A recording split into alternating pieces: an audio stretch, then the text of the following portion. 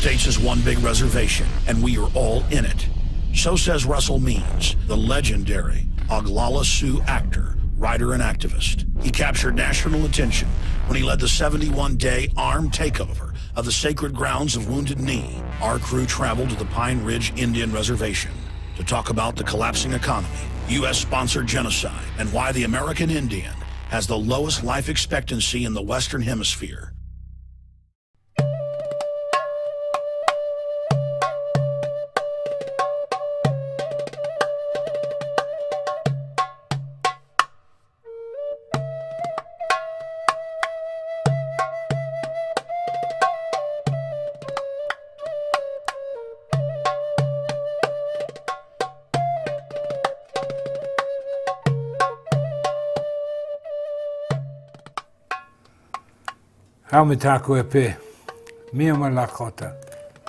Hello, my relatives. What I have to say about myself is that I've been to prison, I've been a thief, I've been a doper, a dope dealer, and I've also gone to college. I'm an accountant and a computer programmer, as well as getting my doctorate in philosophy. I've been everywhere in the strata of white society. I've even hung around with multimillionaires when there were no billionaires. I am an Indian, American Indian. I prefer American Indian to anyone born in the Western Hemisphere is a Native American. I'm an Oglala Lakota from the Pine Ridge Sioux Indian Reservation, which is still designated in the Defense Department as prisoner of war camp number 44. You see, Indian people, we don't have any rights, any constitutional protections on the reservation whatsoever. No freedom of speech, no privacy. Well, you Americans are in the same boat. As far as being an American Indian and a Lakota, I also belong to the Republic of Lakota, because a significant portion of my people withdrew from the treaties we made with the federal government. The 1851 and the 1868 Sioux treaties and American treaties signed at Fort Laramie, which is now Wyoming. But that's in the Republic of Lakota. So when we withdrew from the treaties because of gross violations, according to the laws that the United States of America is signatory to, and we have a strategy for attaining our complete independence and a return for our land. I've written an autobiography, Russell Means, Where White Men Fear to Tread is the title. It's a very thick book, 550 pages, but I'm very proud. I've had 17 printings in 16 years. So people are interested in who we are. And it's actually a comprehensive history based on my family of our existence in the 20th century and the deprivations we went through and the trials and tribulations. And so if you really want to find out about us, read my book, and then you can go to research any place you want to. But you see, the sad thing in America is that we don't exist in the 20th century. You have to specialize in Indian education of some sort, anthropology, history, and then go and dig in the archives of wherever in order to find out anything about us in the 20th century. So there you have it. You know, the American people, for too long, have been an irresponsible, free people. And even generation to generation, as they've become less free, they don't recognize it. They have lost the ability of critical thought. In order to regain critical thought, all you have to do is read your Constitution and then look at the laws that govern you, especially from the federal perspective. It's unconscionable to allow your freedoms to be taken away decade after decade after decade, year after year. And I'm very proud of this, by the way. My nation, the Lakota, were the first nation to militarily defeat the United States of America on the field of battle. And that resulted in the 1868 Sioux Treaty.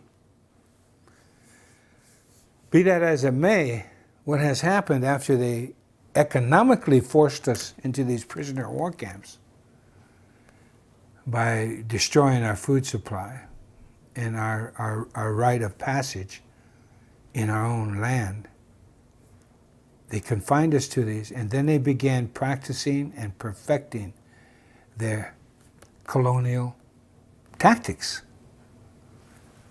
What has happened is now America, because of the irresponsibility of your forebears and the irresponsibility of yourselves, you are now on one huge Indian reservation. All policies were bred and born and birthed on an Indian reservation, and then exported to the world, and now comes back on the backs of the American people. You have a near perfect document. In the words of Benjamin Franklin in 1744, to a collection of colonists discussing freedom, he said to them, and I quote, "If a nation to the north can form a near perfect union that has endured for centuries, why cannot we form a more perfect union?" Unquote. So they're talking about the Iroquois Confederacy, and that's where the Constitution comes from. Because in 1988, on the eve of the 200-year anniversary of the Constitution, it was a unanimous thank you by the Congress of the United States. They sent in writing to the Six Nations Iroquois Confederacy, thanking them for their input into the Constitution and the formation of the United States of America. So you see, the Constitution is Indian law, and that's why I love it.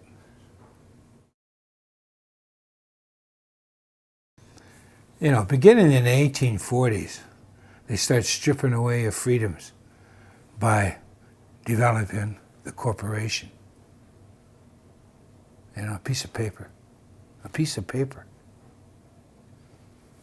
And then in the 1870s, of course, during Lincoln, when they declared martial law, and even after they ceased civil war, martial law continued on for another 3 or 4 years, when it was no need to. And you go on and on, but in the 1870s, that's when Congress started giving the banks the right to rule. And of course, you go on to 1913, and the beginning of the 20th century, that's when they officially gave away the power of our economy to the banks. You know? They can print the money for us. According to our Constitution, the people should never allow their money to be printed by someone else. Hello? So the history of the Indian and the history of the American have now come full circle, and were intertwined in the dictatorial policies of those that control the monetary system of America. And they have done such a bad job of it that they're destroying themselves. It's ludicrous at best. What has happened in Indian policy, or I should say American policy now, is that because you don't have control of your money, the international community has refused to invest any more into the financial instruments of America, because they know they're worthless, that the United States is too far in debt and cannot cover it. So consequently, they've refused to buy the bonds and the treasury notes, etc. At any rate, the Federal Reserve has been, for over a year, way over a year, been printing money when no one's buying the financial instruments of the United States. So what the Federal Reserve has been doing is buying those federal bonds and treasury notes and then printing more money. It's absolute suicide. And it's been proven from empire to empire that when you allow your human right, your individual rights to be usurped, that's when empire grows and could care less. I was growing up when this country, they started emptying this country. Around the 50s, the unions had become so powerful, they were about to form their own political party. They had shown during World War II how powerful they were in the vote for the presidency and the Congress. But they sat down with the bankers and the government around 1950, give or take a year, and they made a deal. The leaders of the unions made a deal with the leaders of America and sold out the unions. So when the people began to organize and gather and really have some power, it was negated. And it's been negated ever since. Ever since. You know, you have no privacy. None. You have no protections anymore. Now, I could be a smart aleck and say, how does it feel? Because I know how it feels living on a reservation, a prisoner of war camp. Now, I can be an American, take my Social Security card and leave the reservation and be like the rest of you. You know, they welcome that because in America, they had forced relocation for Indian people back in the 50s. It was fostered under Truman, the relocation plan. And the man appointed to run that, the first man, he was the one who headed up the Japanese internment relocation program during World War II. So he went and headed up the relocation office for the American Indians, and I went on relocation twice. That's kind of a con job, but I made it out twice. And that's what they want to do, a diaspora. And therefore, guess whose land they're after? In our meager holdings on trust land, over 40% of the natural resource wealth of America is still under and on our lands. 40%. It's curious to me that wherever they put us was full of energy from our grandmother the earth. That's a thought you should think about. So consequently, you know, if we had the right, or the rights that you had, we would be richer than the Saudis if we had the right to join in a capitalist society. And we damn sure wouldn't have allowed Wall Street to use our money for derivatives, etc., etc. You know, and enough isn't enough, and they start creating financial mythology, and you allow it. That's the crime. You have no one to blame but yourself. Look in the mirror. If you can't move and protect yourselves, then guess what happens? Look around you. Look at Detroit, etc., etc. It's unconscionable what's happening to America. Now, because of the Federal Reserve and the fact that our money is now worthless, this economy in the United States is going to continue to deflate because you have nothing to back it up. You've exported everything that makes a country run. You've allowed that to happen for greed, for your Walmarts, you know, for your Neiman Marcuses, for this idiocy of just buy, and debt. Because you've allowed your republic to be commandeered by two political parties whose only differences are their spending goals. You know, some would rather have them spend over here than over there. But they still want to spend. And it's a government. There hasn't literally been literally no difference in those two parties for quite some time, since I would say the Civil War. All one has to do is look at the results of history, and that's proof of the pudding. You know, it's very blatant, and that's another reason I fault the American people for not being alert to their own freedoms and to value those freedoms. Instead, it's replaced by politics, which guides you into this economics, this insane economics of a single party with two names. You know, there are many efforts at third parties in this country, but the two dominant, I know I've testified before state legislatures on behalf of third party politics. And the idiocy of Americans to tell me that if you vote for a third party, you're wasting your vote. What? Look at all the parliamentary governments in the world. They've pretty much kept industries and everything in their country rather than shipping it out. And they've kept, and the unions are alive and well there. It's a society that is not as materially minded as the Americans have. And I fault that with the reason we've become just so materially minded is because Americans don't have a culture. They left their cultures behind.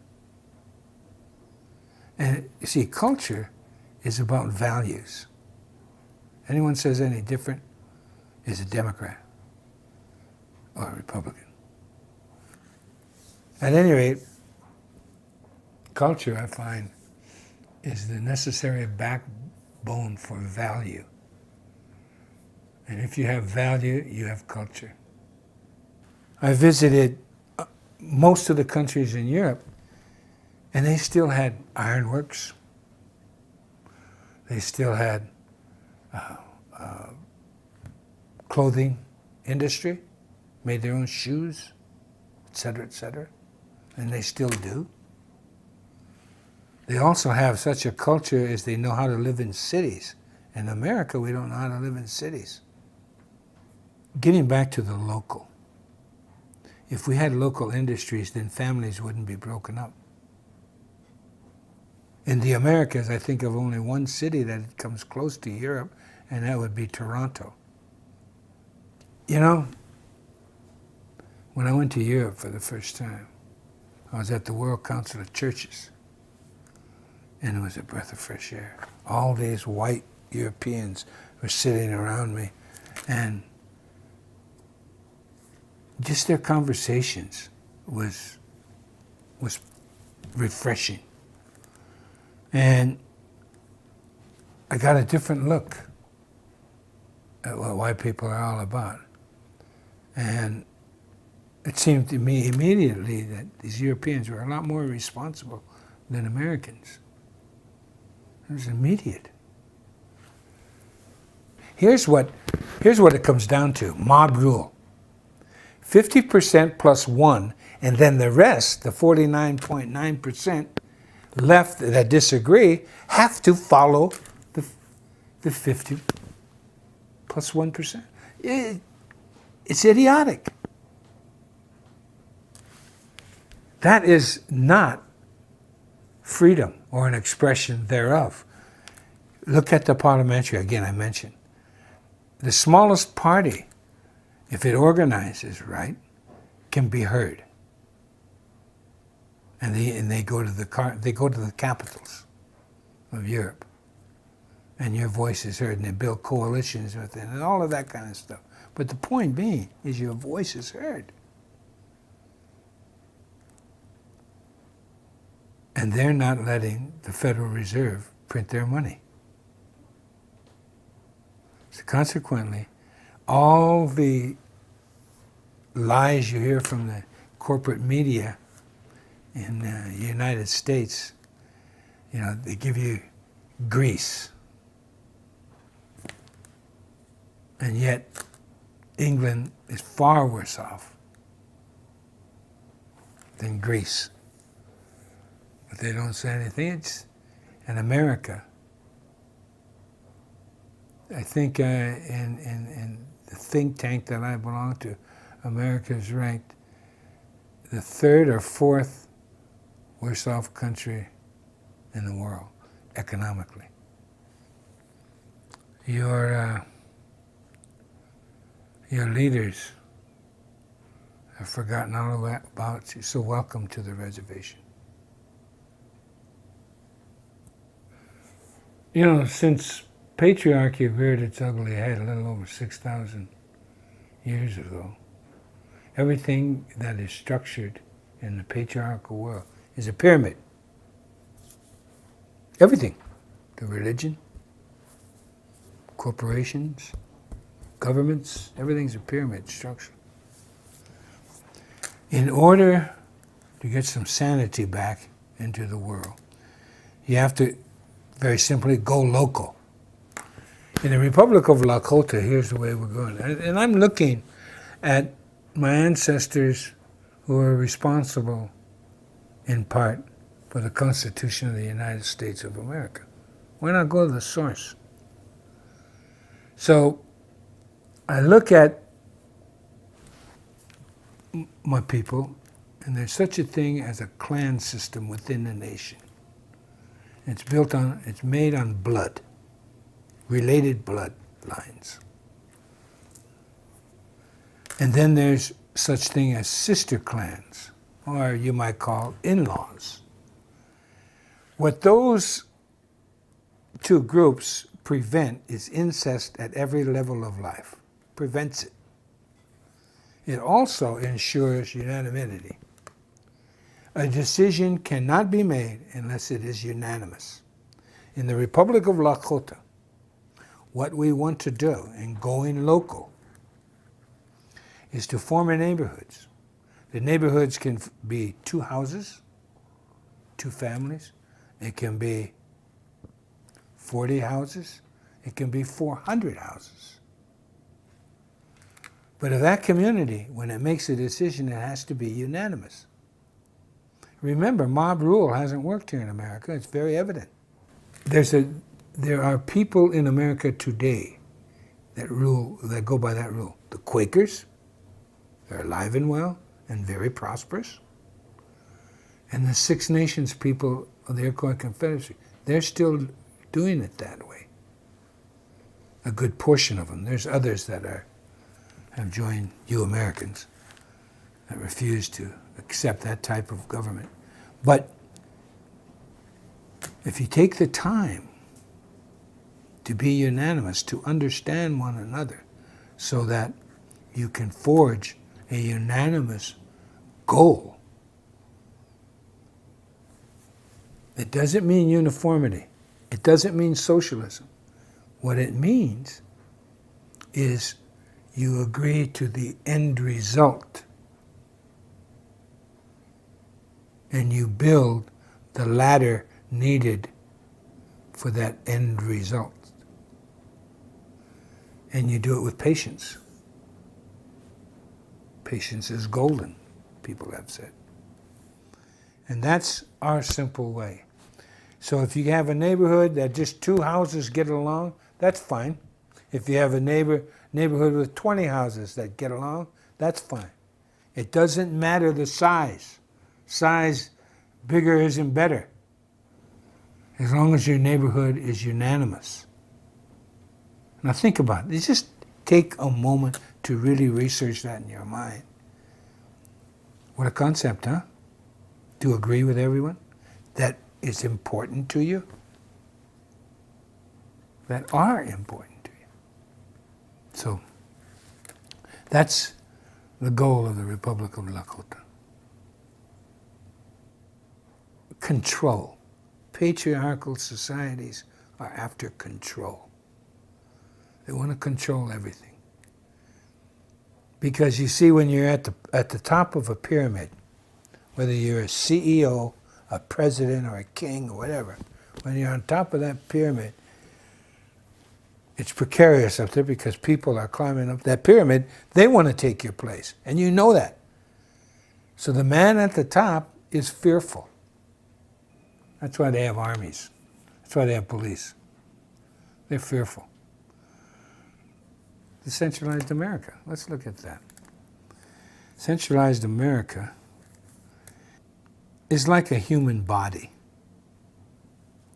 You have veins going out all over to your extremities. And your extremities function very well. And then disease sets in. And all of a sudden, the blood is not being fed to all these extremities. And the proper nourishment to keep your body free is co-opted because, number one, you don't eat right, you don't exercise right, and you don't have a feeling of well-being, because the psychological is very important. So your body begins to die prematurely. Well, that's the same thing with life. Life is organic. And in order for it to be organic, everything has to flow freely. If you over-centralize anything, look at a forest, for example. That is centralized. But what's the first thing you smell when you go into a forest? Decay. Because there's so many trees that are strong, and they're up there reaching for the energy of the sun. And then there's the other trees that came later, and they're weak, and they're searching for the sun, but they're crippled because they can't reach it because of the big trees. And so the forest begins to die. Or you look at everything and anything around you, and you'll see that anything that is centralized is wrong. What really blows my mind is you go to school and you learn history, but it means nothing to you because you don't do anything to change it. Another empire rears its ugly head and does the same thing that every other empire has done. They overreach, become greedy, and they become too large for themselves, and they can't maintain, because what happens when you become an empire is you've got to maintain a military. That's the only industry left in America. That's proof positive. Look at the budget of the Defense Department. How do you allow that? We weren't like that when I was born.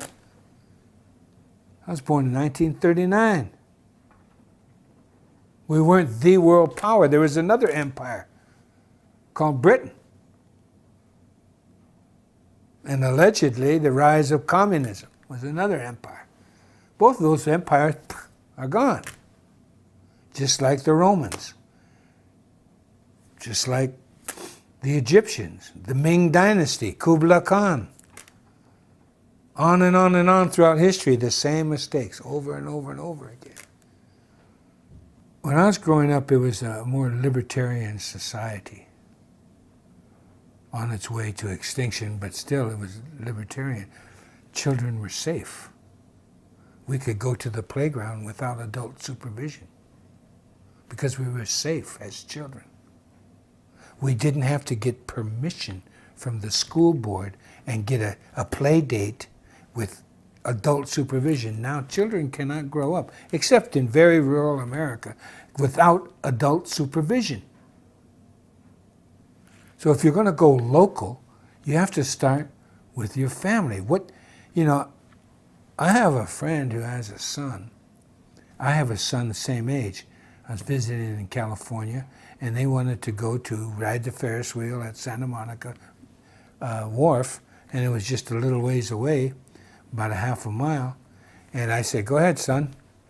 And my friend almost had a fit because his son was going to go alone with my son to go to a wharf. That's fear. A society of fear. Think about it.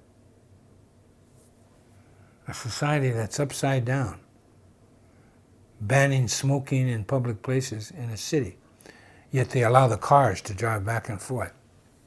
What kind of logic is that? It's insane to live in America now. And America is emptying out.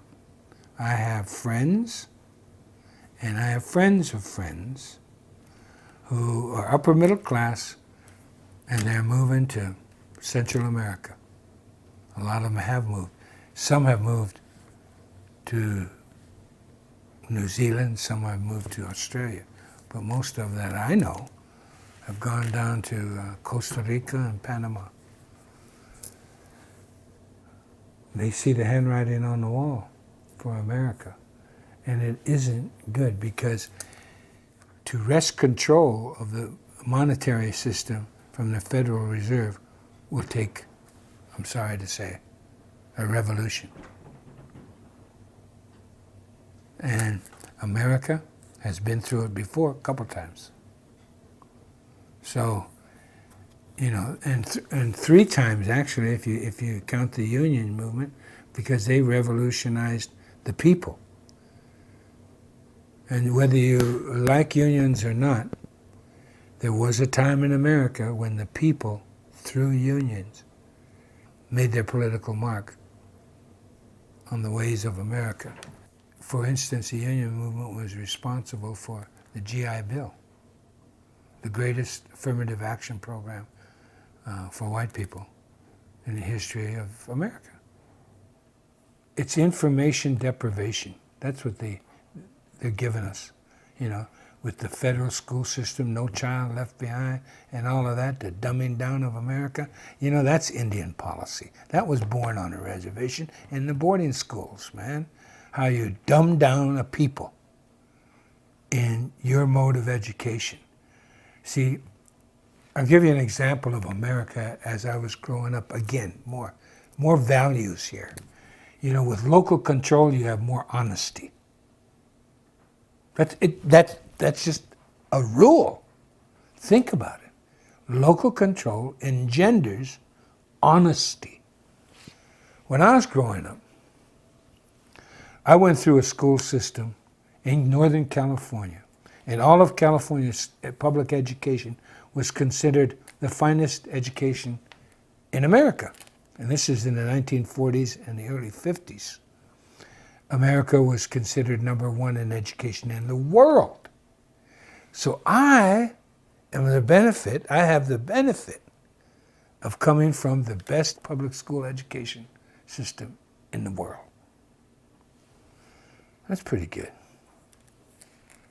Now, the United States of America is ranked 23rd. I know it's worse than it's ever been. It's ranked, in the world, you're ranked. And California is ranked 43rd in the nation in public education. Wow, what happened? What happened is you got saddled with Indian education. That's how they educated us. They dumbed you down. They're dumbing you down. You know? So there's no value in education anymore. It's Indian education. And that's why I call America the largest reservation in the world. 24% of America, of people who are able to work, are unemployed. That's 24%. And that's being kind with that statistic. That's being kind. I grew up in America when there was no homeless. There were hobos. There were bums. I know I used to be a bum on Skid Row. But there are no homeless. And all of a sudden we got a homeless. And it's mostly white people. Uh-oh. That was your first wake-up call. Wait a minute, the homeless is almost all white. It was an issue. Homelessness was an issue. The value of America that I grew up there, they had values for a while because everything was local. The grocers, the small town grocers, they had to go to the truck, where the truck farms trucked in their groceries. You ate seasonal food. You bought fresh bread every day. Even the corporations would take back their bread, and you went to their special place downtown where it had day-old bread. Day-old bread. Now there's so many preservatives in the bread, it stays on the shelves of Walmart until it rots, or until it's bought. The point is, local control of economics is the only way the human being can live adequately. Because, as I said, it engenders honesty. It engenders communication, which brings about honesty. And that's the kind of America I grew up in. It wasn't completely fair, you know, but it was a hell of a lot more happier for me at any rate. I wouldn't change a thing in my life, especially my childhood. It was invaluable to who I am today. And it just saddens me to see America being despoiled by the ruling elite. Understand the patriarchal model of the pyramid, and you'll understand that as long as that pyramid exists, you're going to end up in the America you have now, and it's only going to get worse. That you, along with your parents, your grandparents, and their parents, sold our rights down the river, man. We have a duty, and you better get real. My duty is to my own people, my local area. And that's why I have the Republic of Lakota. Because I tried to force the United States of America to live up to its own laws, and I couldn't do it. And the American Indian movement couldn't do it. And all we wanted, we were constitutionalists. It's not a hopeful time unless you grab a hold of the Constitution. It's not too late. It is not too late.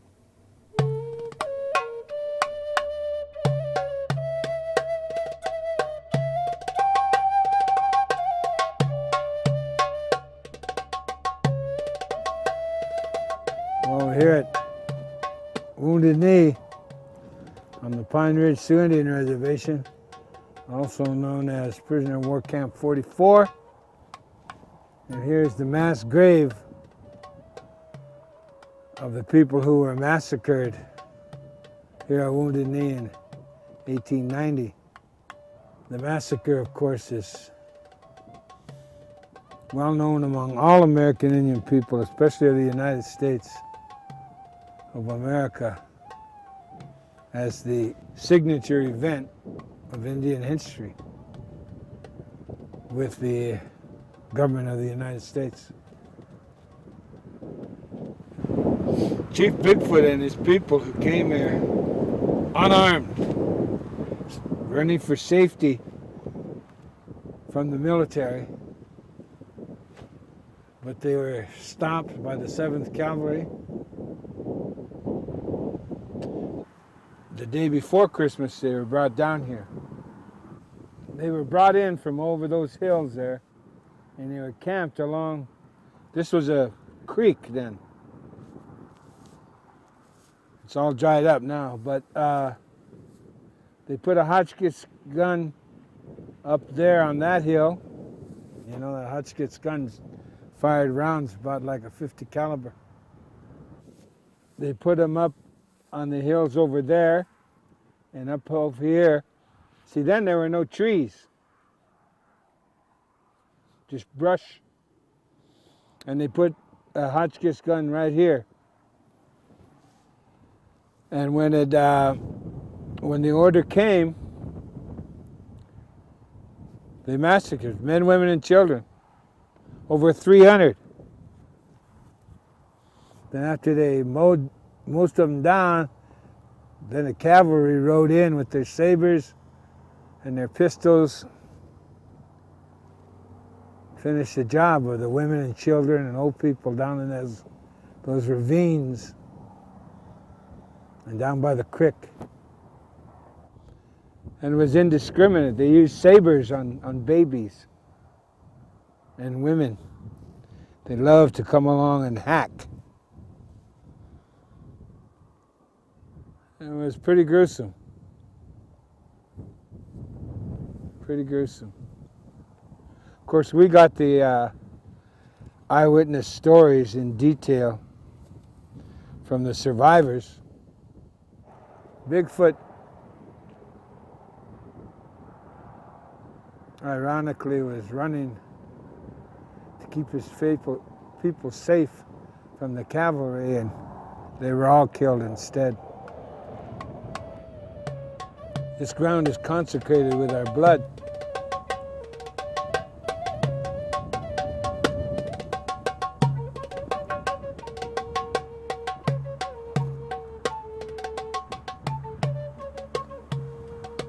Back in the 1800s,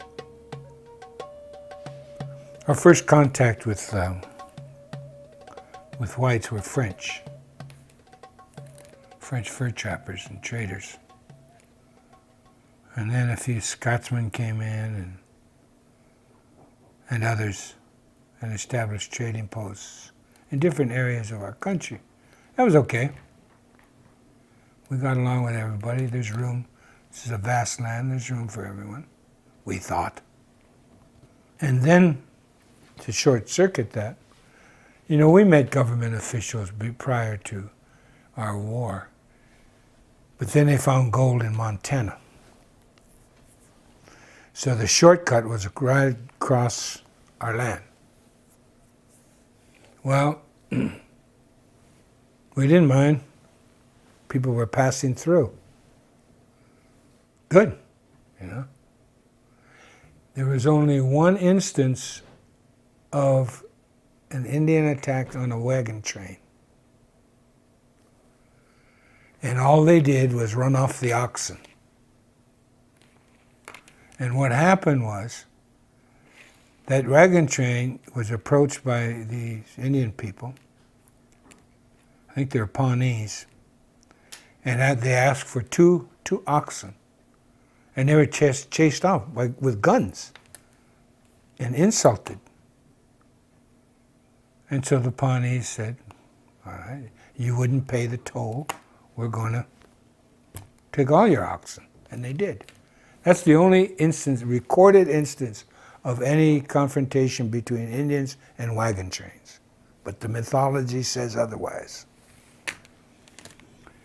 But then the army, at the insistence of itself, started building forts along what was called the Bozeman Trail. That was the trail to the gold fields. Well, that was going too far. That was contrary to what the United States of America had already promised, and it was contrary to, it disturbed our land. And they didn't have ownership. So we went to war, and we won. The result was the 1868 Fort Laramie Treaty, and the United States agreed to all our demands, every one of them, and left. They got as far as Chicago, and then they changed some of the treaty. They kind of took about 1/3 of our land away. All of what was in now the state of Nebraska. They cut that because Nebraska was about to become a state. So they They cut that portion off in Chicago, went on to Washington, D.C. The treaty was ratified by the Senate and proclaimed by the president, the then president. So these unruly Sioux people, these Sioux Indians, we got to do something about them. So they embarked on the war of attrition on our food source. And here's a staggering statistic that is fact, anthropological and historical fact. At the coming of the white man to the Great Plains, there were estimated approximately 60 million buffalo, a southern herd and a northern herd, that grazed the Serengeti of the North America, which is the Plains states into Canada. That whole area was a vast migration of natural animals. 60 million buffalo. 60 years later, this was at the beginning of the 1800s. 60 years later, there were 200 and some odd left. That's 1 million a year killed. That kind of devastation is unknown anywhere else in the world. And that's one of the legacies of the United States of America. And that's what got the Plains Indians to acquiesce. Not just the buffalo, but all that migration that represented a food source, a shelter factory for hides and clothing, and medicine. I mean, real medicine. All of that slaughtered.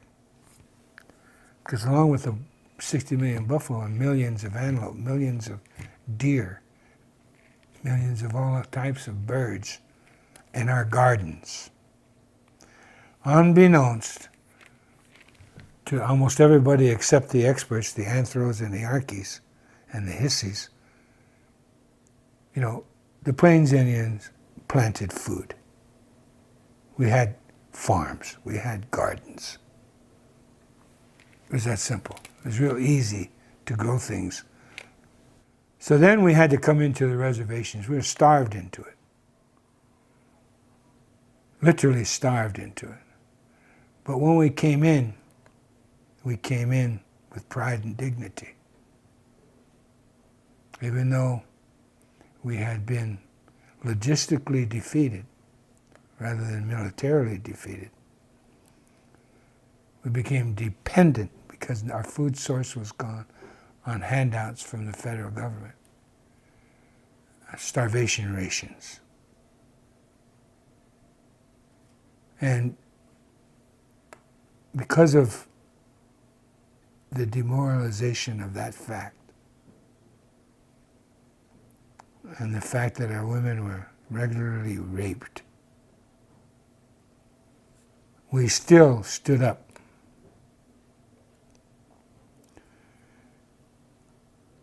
But then the last of the leaders started to come in because they really had no place to go or nothing to eat. Sitting Bull came in with most of his people. Some of his people refused to come in, and they still live in where they stopped, Fort Totten Reservation, and up in Canada at Sioux Valley and on into northern Alberta. But we came in, and so they herded us up, and the 7th Cavalry, which had been defeated in 1876 at Custer's sensitivity training session, the United States and its military forces hold immense grudges. You saw what happened at Fallujah. They started assassinating the leadership, first Sitting Bull, then Crazy Horse, the last to come in to the reservations and give up their arms. Well, there was a Indian leader who was euphemistically called Bigfoot, in English. He had his people. Well, the leaders were being, to his mind, systematically assassinated. He headed south with his band of people to come to Pine Ridge and come under the protection of Red Cloud, another leader who defeated the United States Army in 1868. And he got the Fort Laramie Treaty. He was stopped. They had no weapons, because on the reservation, they took away your weapons. It's just like going to prison. They take away your weapons. So we didn't have bows and arrows, I don't think. We had knives. But at any rate, they were stopped right up here on top of the hill from my ranch. And there's a sign up there, on the way to Wounded Knee. They were stopped up there, they were searched and all of that kind of stuff, disarmed of everything, and then forced to come down. This is the 7th Cavalry, who still were mad about what happened to them before, even though they deserved it, more so, in fact. Their story, and the Army has to claim this, otherwise they're liable. We're the people who defeated militarily the United States of America, who had built up a string of forts through 3 states. And we burnt every one of those. He gave them up because we militarily defeated him. Now we're in this bowl, Wounded Knee Bowl, surrounded by the armed might of the United States of America, and we're going to pull out one gun with our women and children and fire a shot. That's what they claim. And people believe it because we're Indians and we don't have a brain. Unlike Americans who have brains but don't use them.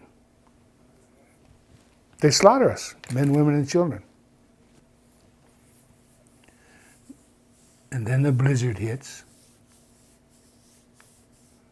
and they bury. After the blizzard goes by, all the bodies are frozen. And that infamous picture of Chief Bigfoot frozen in a horrible way, his body. Then they stack us up. This is before the Nazis and the concentration camps. They stack them up, all our bodies along by this mass grave, and they all take pictures. And then shoved him into the mass grave. 1969,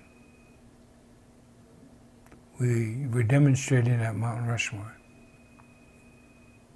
We went into the tourist shop at Mount Rushmore, and on this whole thing, a coat of postcards where they colored in these black and white pictures of the massacre at Wounded Knee, all the dead bodies, and the pictures of the mass grave and everything. It was, like the Jews. And they colored it in Technicolor. And they were selling these postcards. Oh, we're on vacation. Wish you were here. Love, That's what you put on these grotesque pictures of Indian people.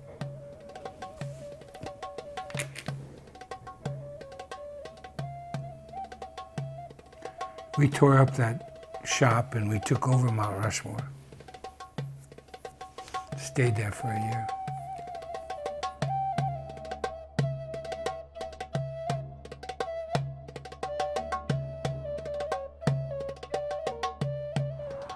Well, unbeknownst to the rest of the world, the death squads were originated and birthed right here on the Pine Ridge Sioux Indian reservations. The death squads that eventually the United States exported to El Salvador and now Colombia and other Central and South American countries,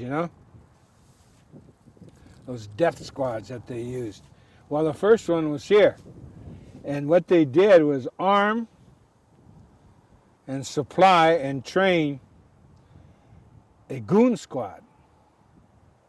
A goon squad of Oglalas who were under the personal guidance and protection of the president of the Oglala Sioux tribe, the reservation.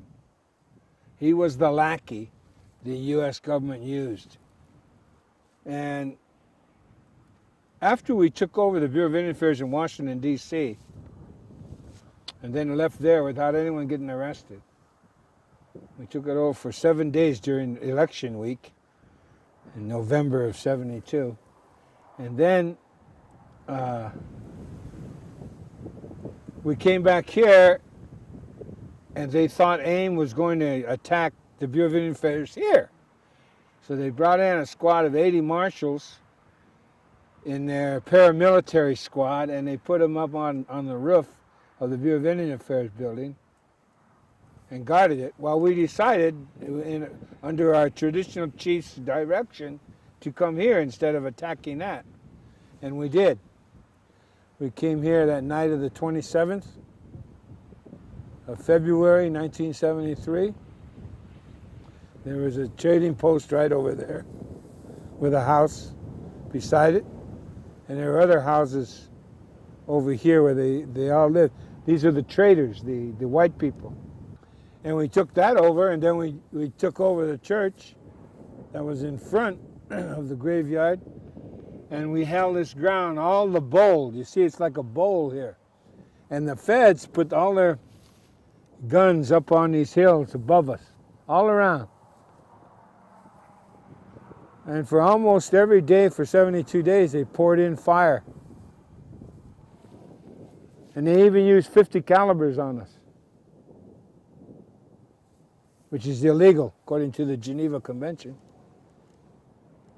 But what the hell, we're Indians.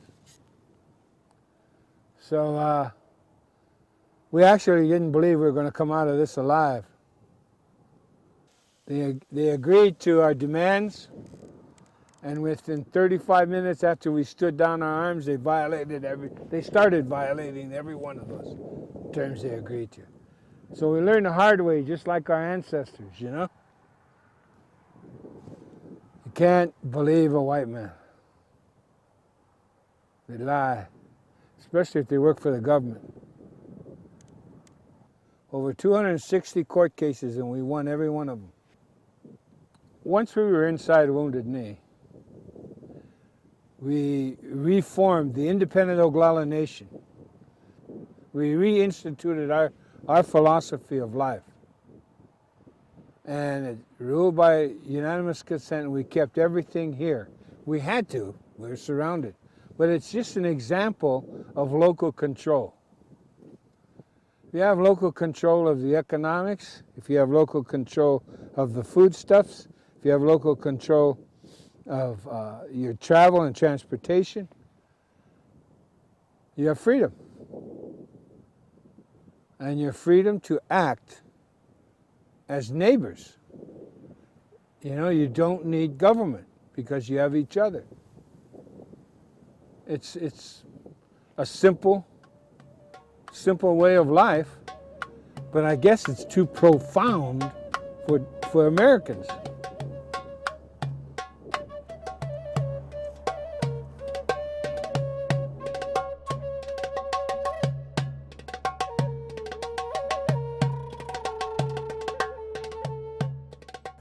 So I'm reminded of where I stand constantly, even in Hollywood. You know, when you're a writer and you're going to write something, all responsible writers research it. You write a script, you're going to write about gangsters, you do some research on gangsters. You don't just make it up. And you do research on labor movements, whatever the topic, on love.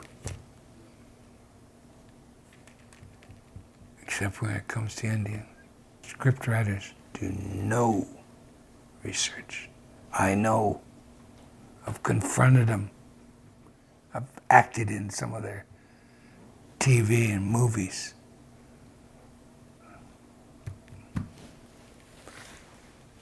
So I know where my people stand in America, you know? But this is my land. I love it. and it's governed by Indian law. Ironically, isn't that beautiful? That's beautiful in my eyes. So I love this land, and I'm sad to see it's my duty as a Lakota to welcome human beings. So that's why I fight for this country. That's why I fight for the Constitution. That's because I see too many wounded knees. The Branch Davidians, it's a white man's wounded knee, you know? When Clinton, a Democrat, attacked his own people and slaughtered them. Wow. Never stops, does it? And then they're demonized. And you know what they went to prison for? Those that survived that Holocaust? Illegal possession of firearms. The reason for sterilization is that usually is visited upon tribal people. People who still lean towards matriarchy. People who are organized in a socio-economic way of life that is counter to the existing paradigm. And those are the people they pick on to sterilize. You know, at the same time in America, when in a 4-year period, they sterilized 42% of our women, American Indian women. At that same time, they sterilized 35 or 36% of the Puerto Rican women in Puerto Rico. Because there was a groundswell of liberation movement in Puerto Rico that was getting way too big. And I guess one of the methods they employed to stop that, besides prison and deprivation of your individual rights, they sterilized Puerto Rican women at the same rate, almost the same rate, during the same time period. And you know, that was never really brought forth, except by us Indians. We're the ones who found it out. But that's my answer to the fact that the dominant society is fearful, and always has been, of matriarchal indigenous groups. And those are the ones they always want to control the population. And you go around the world, the Ainu north of Japan, the original indigenous people of Japan, driven to the northern islands. The Sami people of Scandinavia, commonly referred to as Laplanders. And you just go on, the indigenous people of Africa, the massive sterilization down there, the massive slavery, my God. It all started with the Arabs, you know, when they started enslaving Africans way back when. So it's continuous attack on indigenous people the world over. You know, they talk about the whatever it is, the biofood, the pharmaceutical, all the corporations. You know, it's just one word, it's greed. They've set up a system, and the American people are the laboratory. They set up a system. What's the best way for our industry to profit? Well, we got to have sick people. They go to the scientific community in league with the government to okay all of these drugs that can kill you. What's unbelievable is they advertise these drugs as lethal, and people still buy them. Huh? That, along with the Social Security, I mean, what are our Americans? Man, What happened to their brains? Well, I know it's the educational process is a lot large, but I think these foods, I'm convinced that an entire people that do not want to say anything about defending their rights, that don't do anything to stop the continual deprivation of their individual freedoms, it has to be also in the food and in the medicines, along with everything else, because nobody's that stupid. To see these TV commercials on supposed medicines that they tell you is lethal. Well, you know, if your liver goes bad, immediately call your doctor, whatever they say on there, you know. It's unbelievable the situation Americans have allowed themselves to be put in, and they still do nothing. They still do nothing.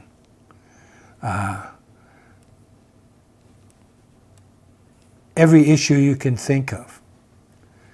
But this food thing and this drug thing, everyone knows that a McDonald's hamburger is a killer. And everybody knows all of this food is bad for you. And they even print it on the side, aspartame. All of that is on the label. And if you don't know what's good for you, what kind of person are you? Because you have children, you know, and you were a child once. But to read those labels, or not read them, but they tell you on there that there's poison in the foods, and that still nothing changes. This reservation is a perfect example. You can't talk to people on this reservation not to eat meat. They think, they've been convinced that we were a meat-eating people, which we're not. Indigenous people don't have refrigeration. You can't be a meat eater if you don't have refrigeration. I mean, it can be part of your diet, but it's damn sure not a major part. It's just mind-boggling the hold these corporations have on America through the media. You don't even have a court system to back you up anymore. There used to be the Sherman Antitrust Act. There used to be food and drug laws, all washed away by politics, by Congress. When I was growing up in America, we had one forced inoculation. Every kid had to get a smallpox inoculation. And not only did that shot hurt a lot,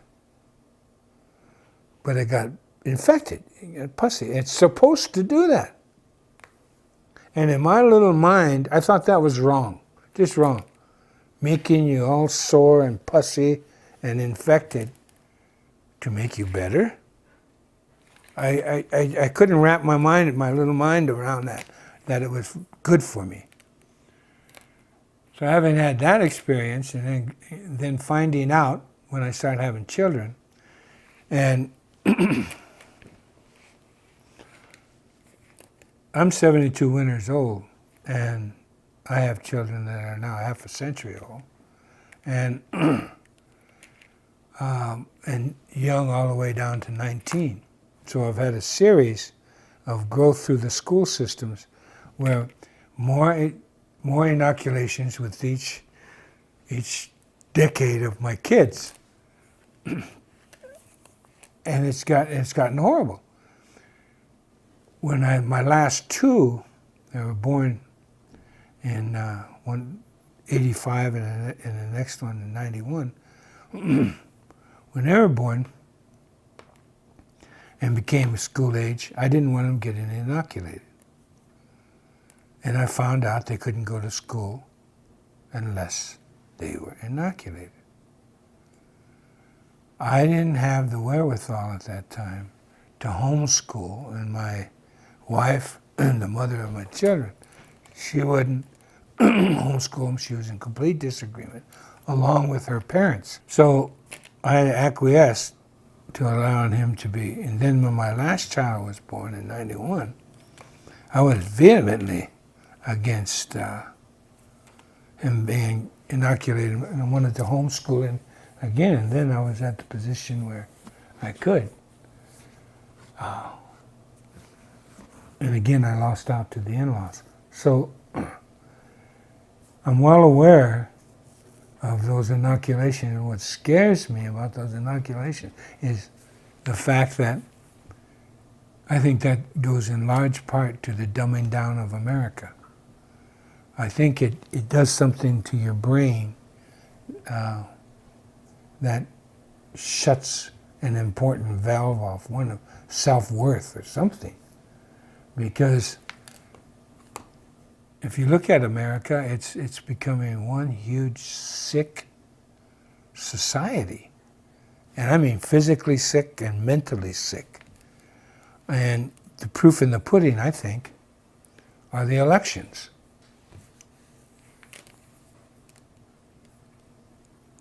It's just unbelievable that they have no choice and they don't realize it.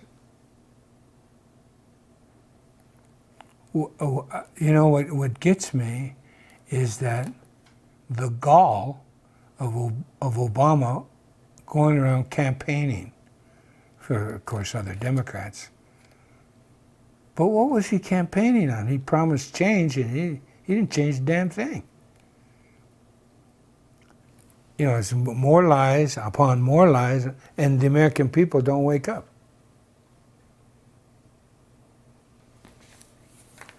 It's unbelievable that after 2006, anti-war demonstrations disappeared.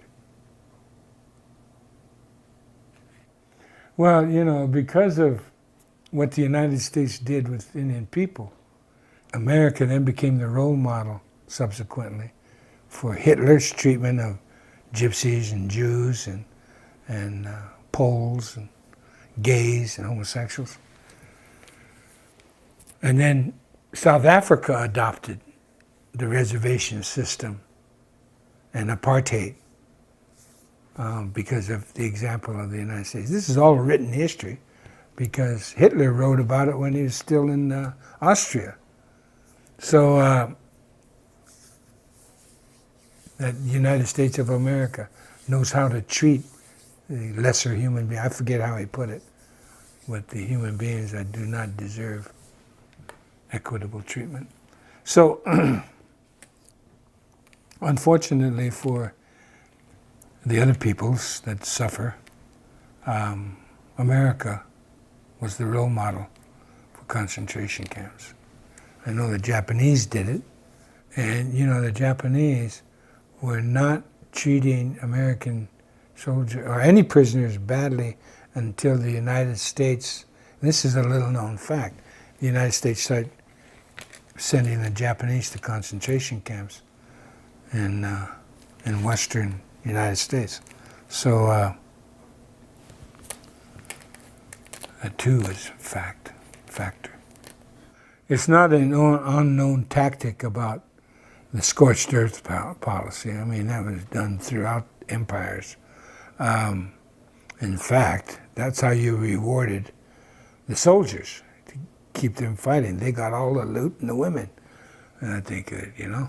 So Sherman's tactic in the South wasn't new, very effective. It's called terror.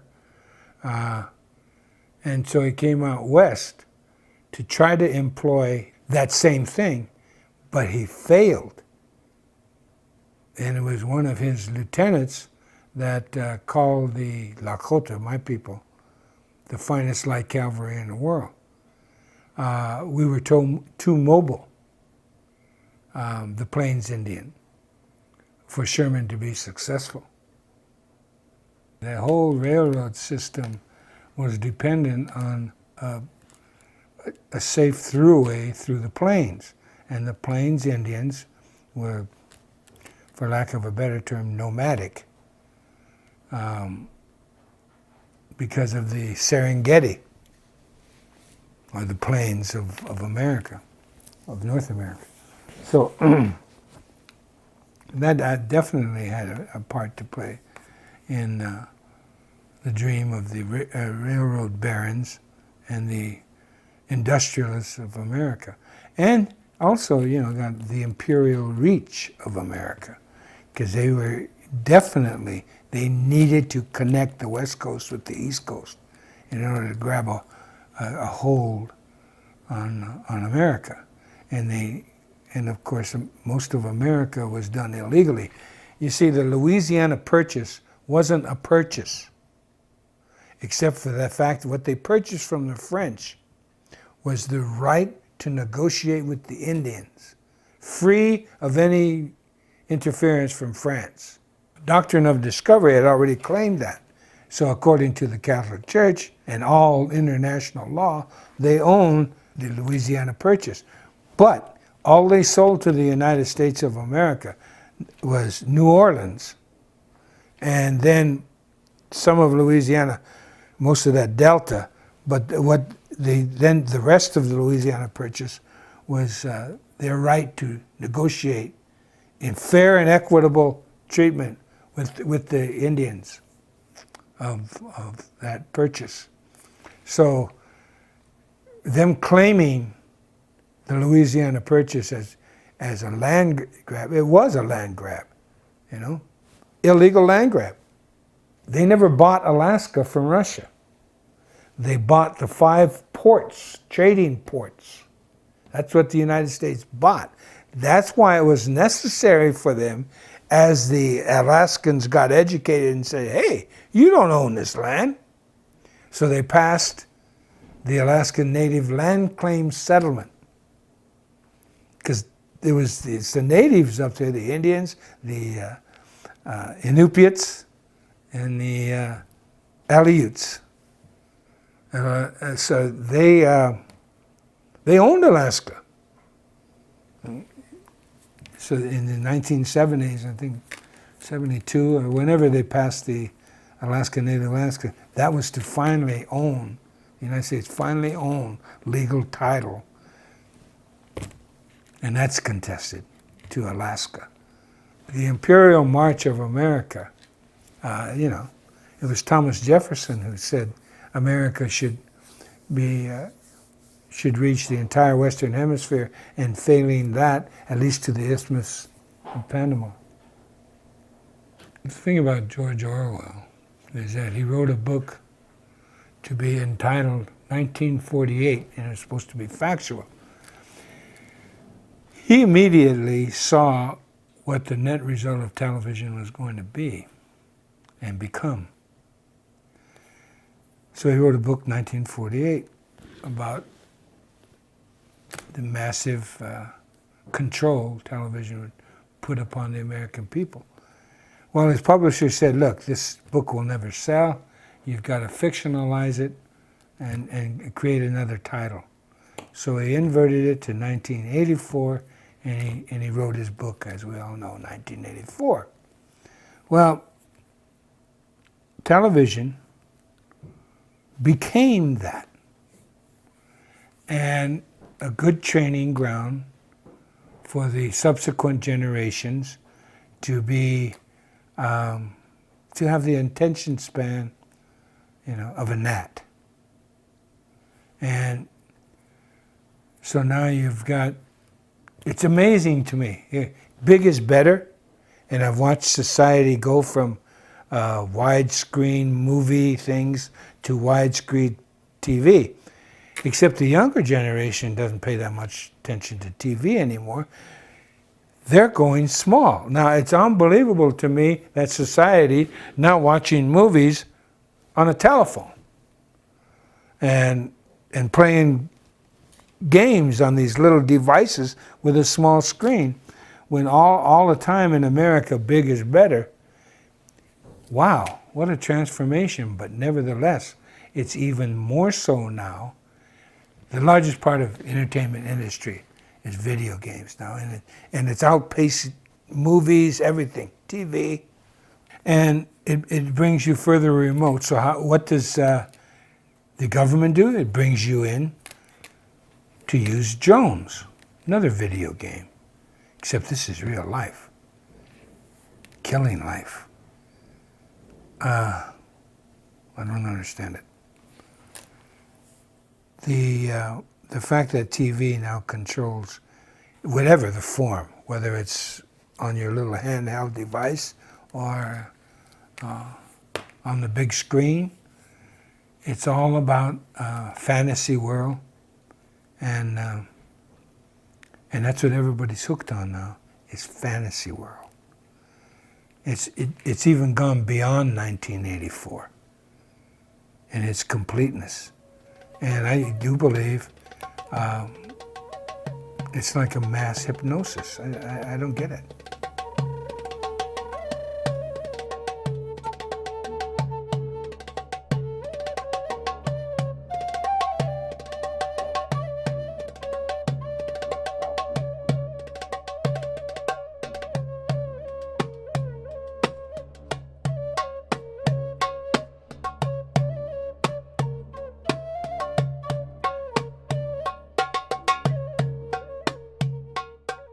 You know, what the patriarch doesn't understand is natural law. Natural law is what you go by. In order to conduct your life as a human being, you have to learn what's around you. That's natural law. Learn about the trees. Why do the leaves fall? Not scientifically, but naturally. What happens when they fall? Well, of course, you go down there where the leaves fall and you'll smell decay. They're decaying, but at the same time, they're fertilizing. And if you watch the land, you'll see all this plant life. But the poison plants have no friends. Look at all the friends here. They all coexist with one another. With the bees, with the birds, with the worms, with the snakes, the gophers, prairie dogs, everything. The elk, the antelope, the grasses, the bushes, all coexist to help one another. You get to a poisonous plant, and it has no friends. It's bare all around the poisonous plant. So that's natural law. So you can blend in with anything and everything that is around you if you're friendly and you share and you sacrifice. You're willing to sacrifice. That's what you can learn from just plant life. And if you're a poisonous person, you're not going to have any friends. Period. So why be that person? Natural law. The air, the wind. You know, we still have 52 names for clouds. In this part of the world, there's 52 different kinds of clouds that come. If you know the names of those clouds, then you know your way. You can tell the weather up to 4 days. The clouds coupled with the wind, whichever the wind is coming.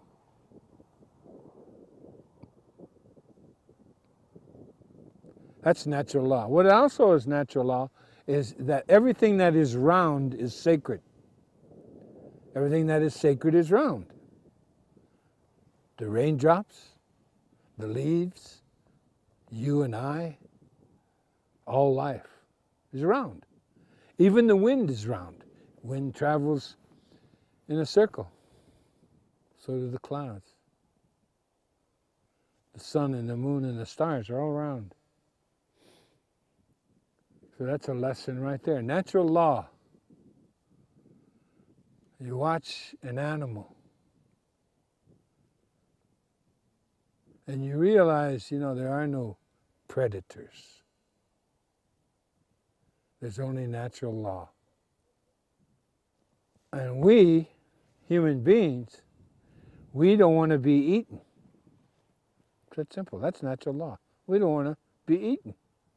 So every bit of what life can teach us we incorporate for our own survival. For instance, watching the coyotes. Coyotes hunt in pairs, man and wife. When they select out a buffalo, for instance, they don't chase the buffalo. Oh, they chase it minimally, but they chase it in a circle. They make it go in a circle.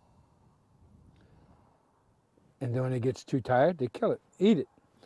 Well, that's why we hunted buffalo. We didn't ride our BMWs across hill and dale. Look at these plains, man. You're going to ride a horse you trained 7, 8 years. You're going to ride them over hill and dale. You don't know where a hole is or a big rock or cactus or anything.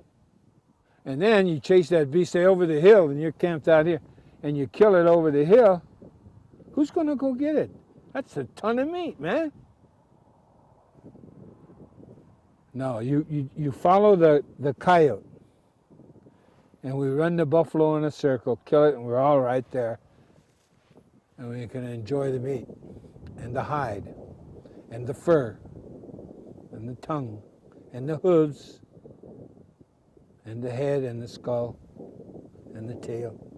Every bit means something to us, has value to us.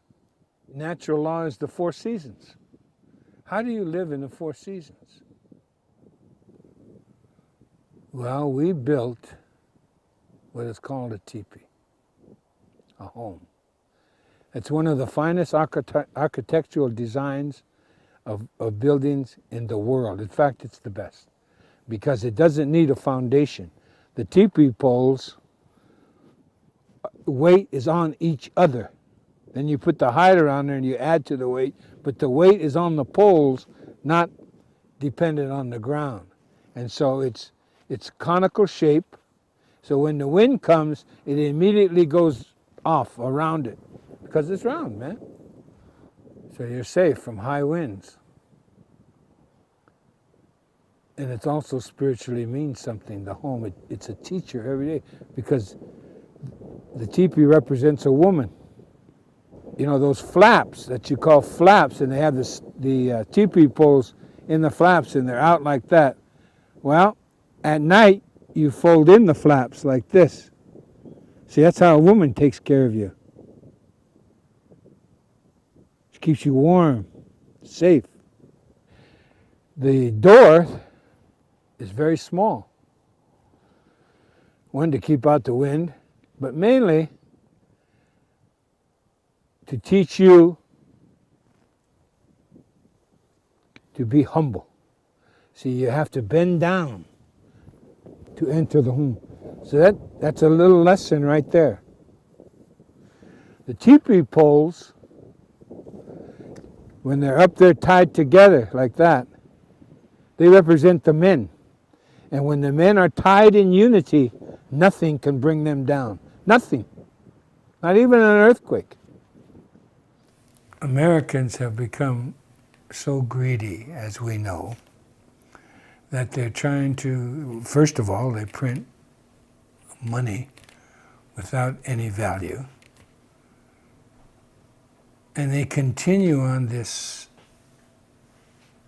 hocus pocus search for wealth that's based on air. And one of the ways they do it is, as we know, they use Social Security and your number to finance their debt way into the future. So that's why it's mandated that every person born in the United States of America has to have a Social Security number, you know, even before their name is registered.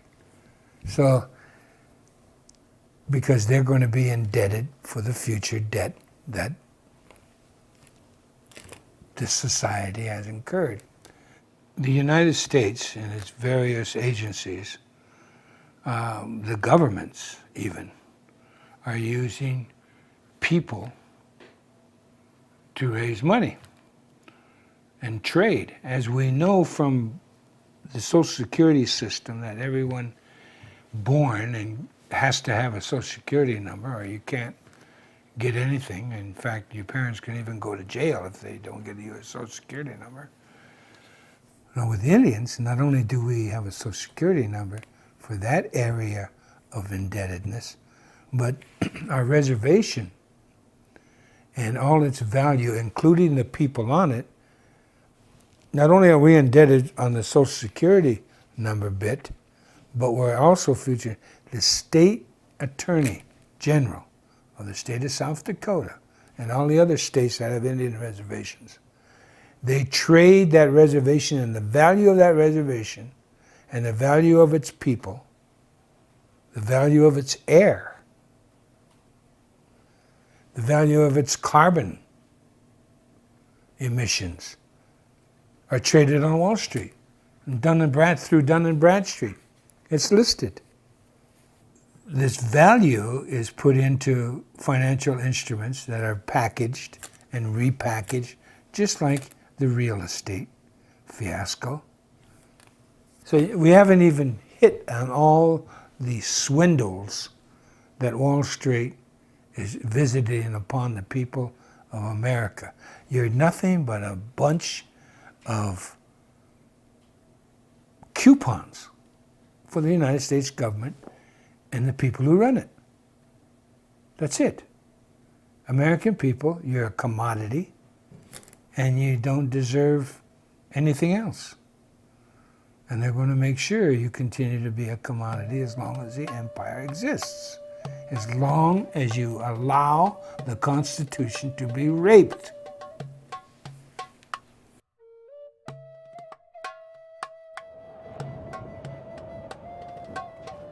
This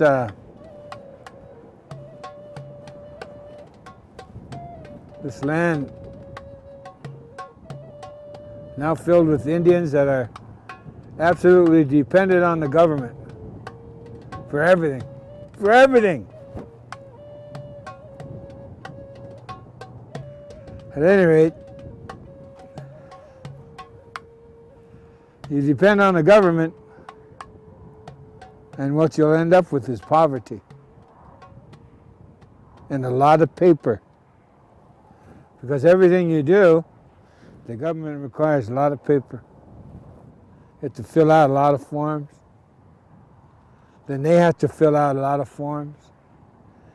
And then they go up to the next level of government, they got to fill out a lot of forms. And by the time it gets to where it's supposed to go, nothing happens. We have government health here. Our life expectancy, if you don't count AIDS, is the lowest in the world. Here. We are worse off than people in Haiti. Not only physically, but of the heart, our spirit, our reason to live. No, you don't want the government taking care of you. I do not speak untruths. Our land held in trust by the federal government, so we can't get loans, so we can't get businesses. That's some more paperwork you have to apply for. Our casino, the money goes first to the Bureau of Indian Affairs, then we have to write proposals to utilize the money. It's a never-ending cycle of poverty, dependency on the government. And in order for you to get ahead, you have to be like a congressman. You have to take bribes. You have to steal money, taxpayers' money. So America is no different than this Indian reservation. You're dependent on the government now, and you're getting what you deserve. But every time you try to get away from the government, they'll kill you. Or put you in prison. Or let you become an American.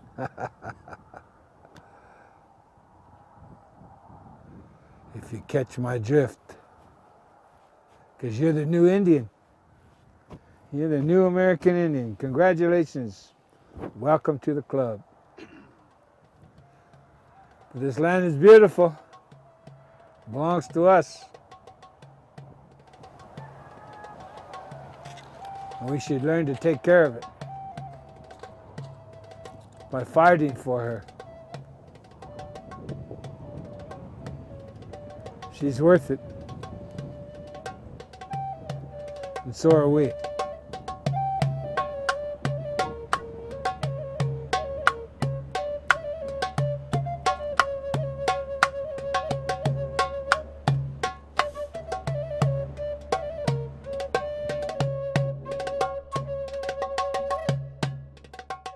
Visit Infowars.com and PrisonPlanet.com.